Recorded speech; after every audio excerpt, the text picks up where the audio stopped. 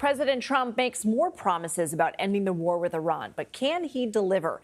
Today, he said newly planned talks are the, quote, last chance for Iran to forge a deal, but a U.S. official says there are no new talks scheduled.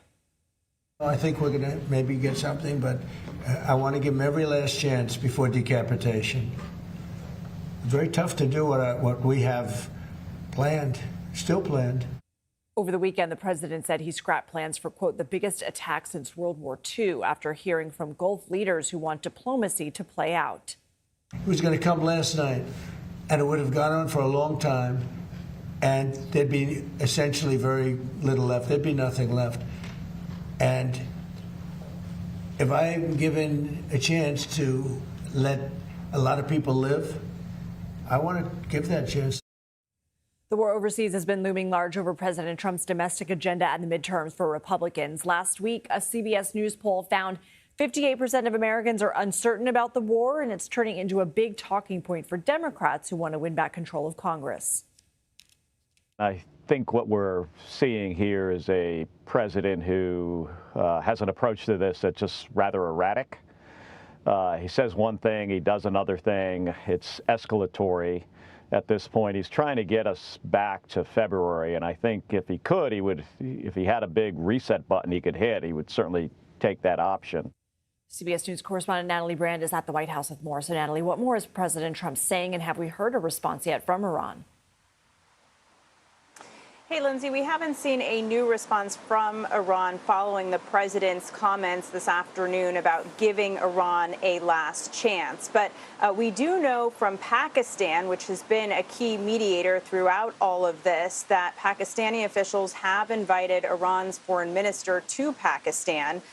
This is as the president insists talks with Iran are happening, though U.S. officials tell CBS News' Jennifer Jacobs that these are not new or novel negotiations, but rather these ongoing talks that have been happening indirectly between the U.S. team and their Iranian counterparts through a variety of mediators. But again, the president, you heard him say he wants to give Iran a last shot at diplomacy before, quote, decapitation. And he was talking about a potential deal that would include phase one, reopening the Strait of Hormuz without restrictions, without tolls. He claimed that could happen as early as tomorrow. And then he said phase two would focus on the nuclear issues, and he acknowledged that that could take a while longer, Lindsay. The president's made a lot of promises. He's also made a lot of threats in this war. How does that impact both his credibility in negotiations and here at home when they don't come to fruition?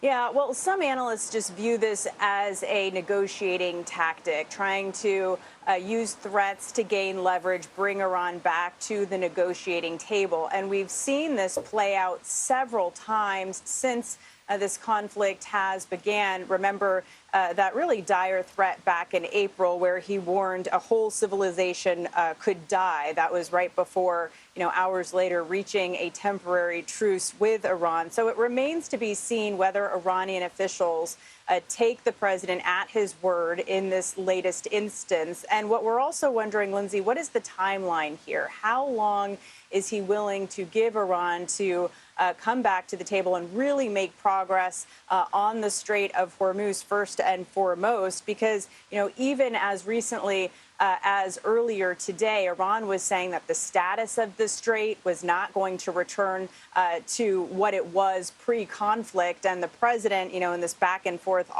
also called Iran's leadership unbelievably duplicitous, Lindsay. Natalie Brand, thank you.